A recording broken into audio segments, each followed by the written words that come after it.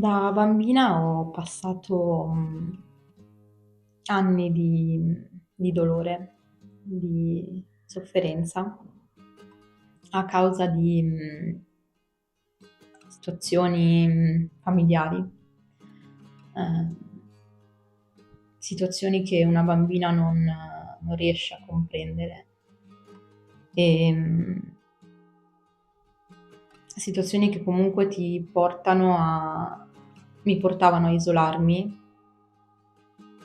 Ho ho subito comunque abusi ehm,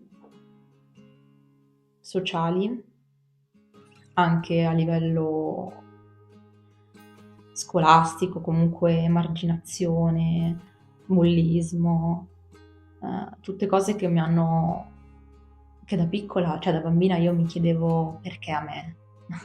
Perché perché c'è così tanta, ehm, cattiveria? Perché c'è così tanta, discriminazione, così tanta solitudine anche, non riuscivo a comprendere come mai una bambina dovesse provare così tanto dolore e sofferenza. Ehm, e con gli anni pensavo di portarmi per sempre questo peso addosso, dicevo questa sensazione di sporco quasi che non sarebbe mai andata via. E cercavo di cancellare questa sensazione di sporco, ehm, donandomi completamente agli altri, nel senso, ehm, mettevo sempre i bisogni degli altri prima dei miei, perché ero convinta che così facendo, finalmente le persone mi apprezzassero, mi amassero.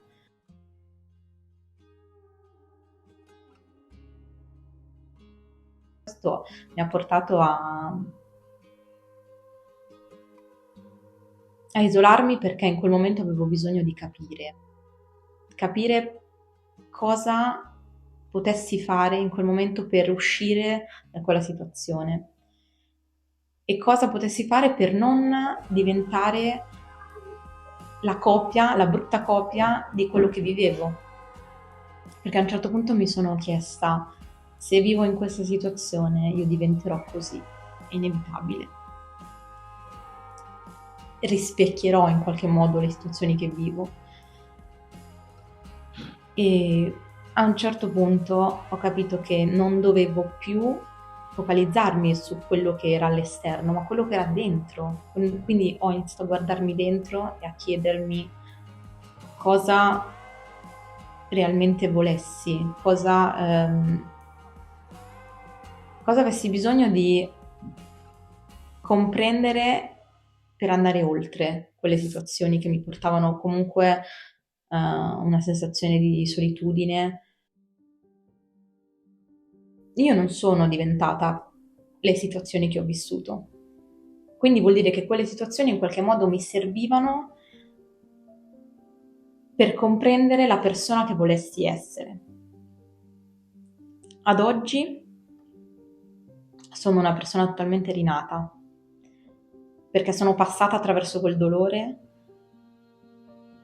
e la cosa che mi ha più stupito è che sono riuscita a mantenere comunque la mia sensibilità, la mia emotività. A un certo punto ho pensato anche che la mia emotività fosse sbagliata, fosse un problema per la società in cui vivevo, perché sembra quasi che oggi più sei fragile e più sei destinato in qualche modo a rimanere solo. Ma poi ho scoperto che non è così, perché un sacco di persone là fuori hanno bisogno eh, di essere viste, di essere raccontate per quello che sono, senza vergogna, senza paura di mostrare le proprie debolezze. Io l'ho fatto, eh, e solo dopo che ho mostrato le mie debolezze ho capito che in realtà quello era il mio punto di forza. Se c'è una frase che mi ha sempre aiutato in questi ultimi anni di lavoro su me stessa, è una frase che mi ripeto ogni tanto quando ho dei momenti di smarrimento, ed è: se non ti dai tu la priorità, non te la darà nessuno.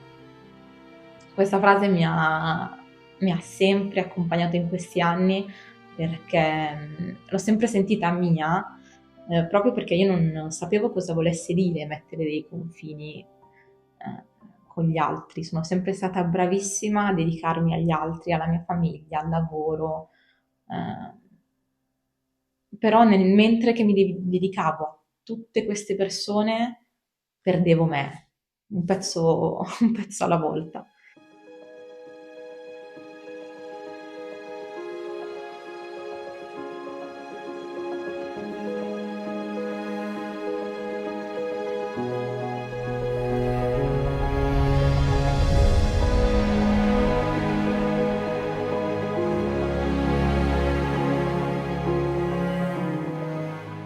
Io non riuscivo ad ascoltarmi, perché a un certo punto è come se avessi messo il silenzioso. Quando metti il silenzioso al cellulare tu ti distacchi completamente da quel mondo.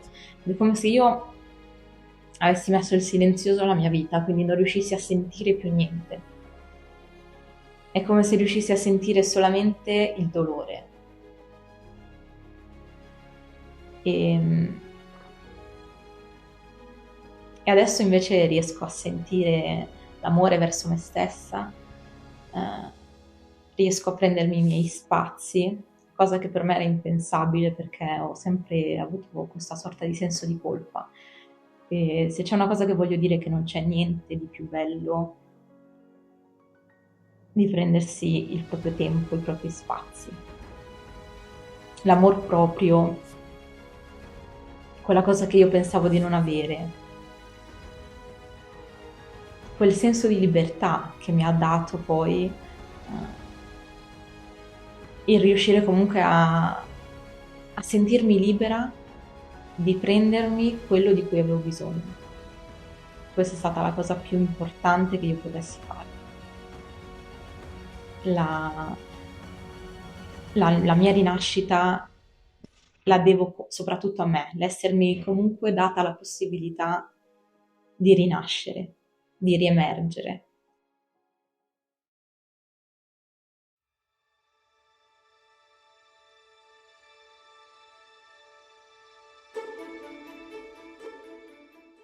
Se c'è una cosa che mi ha sempre accompagnato negli anni, nei momenti di dolore, di sofferenza, di solitudine, è sempre stata la connessione con gli animali. Ricordo che quando ero in situazioni comunque anche in casa, familiari, di disagio, riuscivo sempre a ritornare comunque agli animali. Avevo dei conigli, avevo dei cani, ho sempre avuto, è sempre stato un filo conduttore per me, mantenere il contatto con loro, come se con loro non ci fosse il bisogno mm, di mostrarmi, cioè con loro mi potevo mostrare completamente libera, completamente anche emotiva, senza che avessi paura di soffrire, cosa che magari con le persone facevo tanta fatica a fare. Le priorità sono dedicarmi ai miei sogni, curare me stessa, curare il mio mondo interiore, perché è quello poi che mi sono resa conto che è quello che mi riflette al mondo. Quindi se io riesco a guardarmi dentro, a stare bene, a chiedermi cosa voglio, le persone lo vedono, chi mi sta attorno lo vede e quindi di conseguenza non è più egoismo, non è egoismo. Io ho sempre pensato che fosse egoismo prendersi i propri spazi, mettere dei confini. Invece se tu ti ascolti e ti dai la possibilità di sentire i tuoi bisogni, anche gli altri lo sentono, anche le persone che ti stanno attorno lo sentono, lo percepiscono. Oggi mi vedo bella, con tutte le mie ferite, a cui piano piano sono riuscita a metterci dei cerotti e, e a non identificarmi in quelle ferite. Io mi rendo conto oggi che non sono più quelle ferite. Non sono la bambina che ha sofferto, sono anche la bambina che ha sofferto, perché inevitabilmente la sofferenza mi ha portato poi ad essere quella che sono oggi.